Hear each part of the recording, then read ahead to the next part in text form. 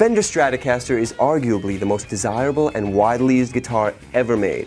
For more than 50 years, the Strat has been the guitar of choice for such legends as Jimi Hendrix, Buddy Guy, Jeff Beck, Eric Clapton, the list goes on. Now, we all know and love this guitar in its finished form, but did you ever wonder just what it takes to make this badass mofo? Well, today we'll find out as we visit the Fender factory in Corona, California. We'll get an exclusive look at how a bit of metal and wood put together get transformed into the world's most famous guitar.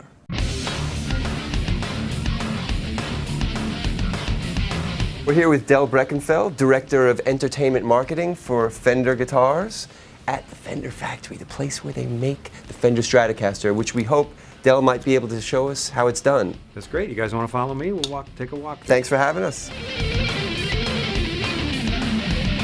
Where are we now? What are we about to enter? This is in the rainforest right now because if you look up, this is a main manufacturing for Fender.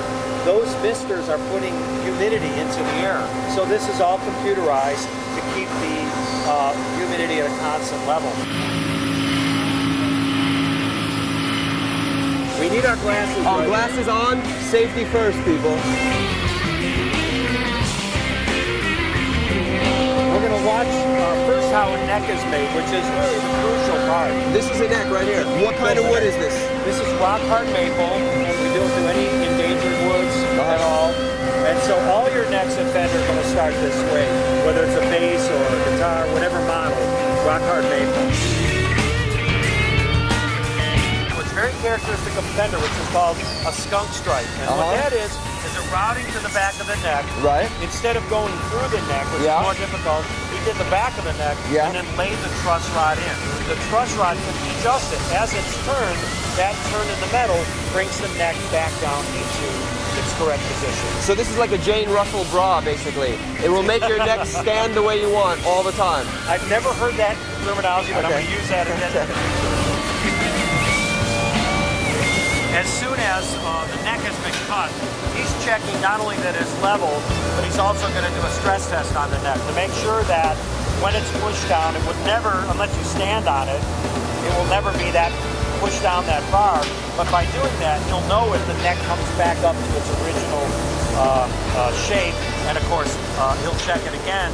If there's anything on that neck that's not perfectly level with the metal piece, then that neck will be rejected. I wonder it took Hendrix and Townsend so many times against the floor to break one of these things. It's not a one-shot deal. Actually, I have had situations where we had to smash what we call do a Pete Townsend on a guitar. Right. For a movie, we had to actually cut it up ahead of time because it was too tough for the actor. Smash it, yeah. The thing that you actually play, that the frets go into. Some artists say, well, what's better, maple, which is a light wood, or the rosewood, which is dark? It's a personal taste. This wood feels softer to me. Yep, that's right. Well, one thing is, when you perspire on stage, rosewood is going to soak it up. So this will keep the mojo in the guitar. Keep the mojo. Right.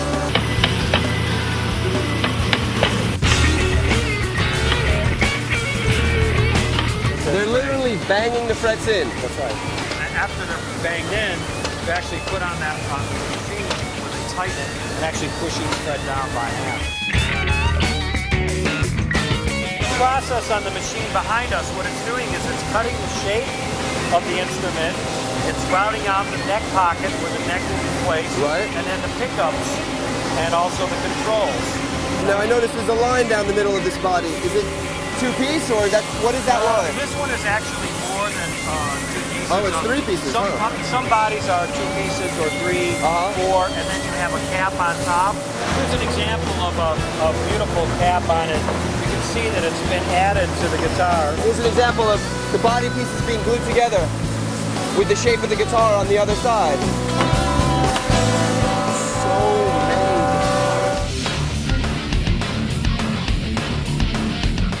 Wow, we are in neck world right here. This is where those necks and bodies are ending up, and these workers are responsible for what the guitar is going to be when it goes into paint, meaning that neck shape that you play on the guitar is actually done here. Right. The original guitar design was the shape of a woman's body, and we refer to a guitar the head, the neck, and the body, and the curves of the guitar.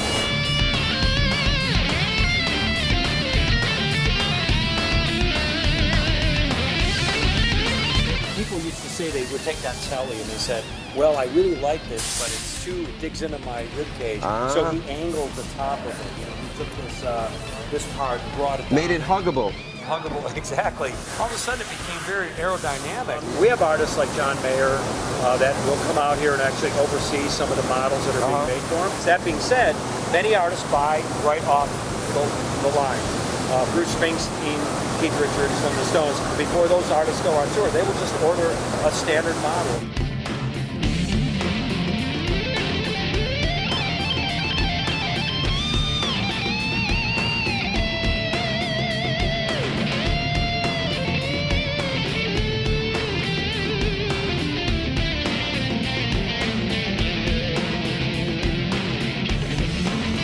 Bodies have come out of paint, they need to dry before their final sanding. When they do the final buffing and sanding is where you get that real shine and real sheen on the guitar. Right. So these different bodies are going up, they're going to go up the system, go over the final assembly, and they'll be cured and dried up there. How long does the paint actually take to dry? It's about 3 days.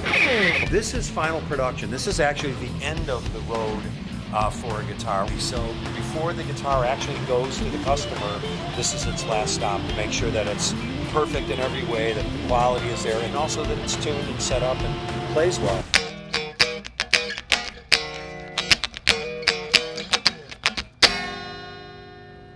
So now we can see that there's almost as much artistry in making a Strat as there is in playing one. Watching one get put together and learning about its history gives me a whole new appreciation for this instrument. But there's a lot more to see at the Fender factory. In future episodes, we'll visit the famed custom shop, amp assembly, and see how some of the other famous Fender models are made. It's all in another cool day in the guitar universe.